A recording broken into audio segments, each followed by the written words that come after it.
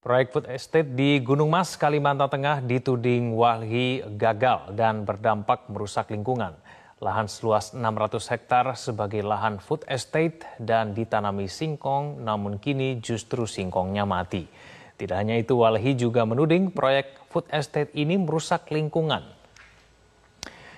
Pada September 2020, Presiden Joko Widodo memberikan amanat pada Menteri Pertahanan Prabowo Subianto agar mengurusi food estate di Kalimantan Tengah. Seperti apa kondisi terkini food estate di Kalimantan Tengah? Kita sudah terhubung dengan koresponden Metro TV di Palangkaraya, Kalimantan Tengah. Seperti apa perkembangan di food estate di Gunung Mas yang ditanami singkong itu?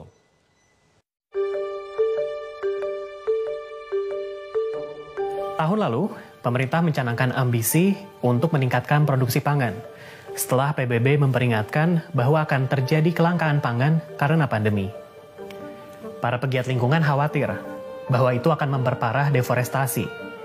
Tapi Kementerian Lingkungan Hidup dan Kehutanan ngotot bahwa hutan Indonesia tetap aman. Lantas, apa yang sebenarnya terjadi? Semua berubah dalam hitungan bulan. Kementerian Pertahanan merambah hutan di Kalimantan. Pemerintah juga melucuti peraturan yang melindungi hak-hak masyarakat dan lingkungan. Pemerintah membuat peraturan baru.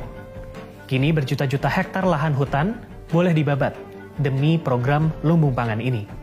Presiden Joko Widodo lalu mendapuk Menteri Pertahanan Prabowo Subianto, mantan rivalnya, untuk memegang posisi kunci dalam program ini. Prabowo bergerak cepat mematangkan rencana menanam 1 juta hektar lahan singkong di seluruh Indonesia. Tapi, kenapa singkong?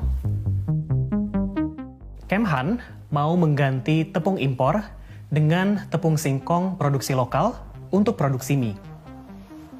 Nah, masalahnya, menurut banyak kajian, termasuk dari Bank Dunia, program ini tidak mampu menjadi solusi kelangkaan pangan di Indonesia. Banyak orang yang sulit mendapatkan makanan atau gizi yang cukup. Makanan mahal karena ongkos produksi yang tinggi, masyarakat juga sulit memperoleh makanan bergizi seperti sayur dan buah. Masalah ini tidak bisa diselesaikan hanya dengan membebat hutan untuk menanam singkong seperti rencana Kemhan. Target pertama Kemhan adalah hutan hujan di Gunung Mas, Kalimantan Tengah. Pembabatan hutan di sana sudah terjadi sejak November 2020. Ini hanya beberapa minggu setelah aturan yang mendukung program lumbung pangan dibuat. Nah, hal ini berpotensi melanggar aturan yang bahkan sudah dirampingkan. Tapi Kemhan membantah telah melanggar aturan itu. Kami juga menemukan bahwa hampir semua area yang ditarget adalah habitat orang hutan menurut analis dari ahli dan pemerintah. Lalu, siapa yang diuntungkan? Kami menemukan sebuah perusahaan tanpa rekam jejak yang jelas, Agrinas, yang memegang peran kunci dalam program lumbung pangan Kemhan ini. Agrinas baru didirikan April tahun lalu. Di situsnya yang mentereng, mereka mengumumkan ambisinya dengan gagah, menjadi perusahaan produksi pangan dan lembaga konservasi terkemuka. Agrinas adalah perusahaan swasta, tapi kepemilikannya agak aneh, karena dimiliki sebuah yayasan amal yang awalnya didirikan untuk membantu anggota TNI mendapatkan pendidikan dan rumah. Siapa yang memimpin yayasan tersebut? Menteri Pertahanan Prabowo Subianto sendiri, dibantu dengan sejumlah perwira.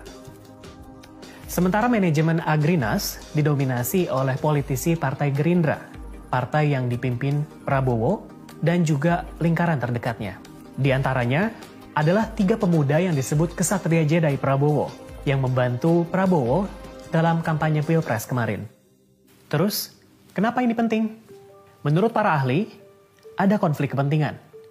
Ketika Menteri Pertahanan memiliki kendali atas sebuah perusahaan swasta, perusahaannya mencoba meraup untung dalam program lumbung pangan yang diawasi oleh Kemhan sendiri. Tapi, tentu saja Agrinas dan Kemhan membantah telah bermitra. Merespon pertanyaan dari kami, Kemhan membantah telah melibatkan Agrinas dalam program lumbung pangan. Agrinas juga mengatakan hal serupa. Mereka membantah. Tapi, kami menemukan bukti bahwa Agrinas mengajukan proposal investasi bernilai triliunan rupiah untuk mendanai program lumbung pangan Kemhan ini. Dalam proposal itu, Agrinas meminta 33 triliun rupiah kepada pemerintah Korea Selatan dengan dalih punya peran sentral dalam program Kemhan ini. Siapa yang menulis proposal tersebut? Salah satu dari 3 kesatria Jedi Prabowo, yang juga adalah wakil CEO Agrinas.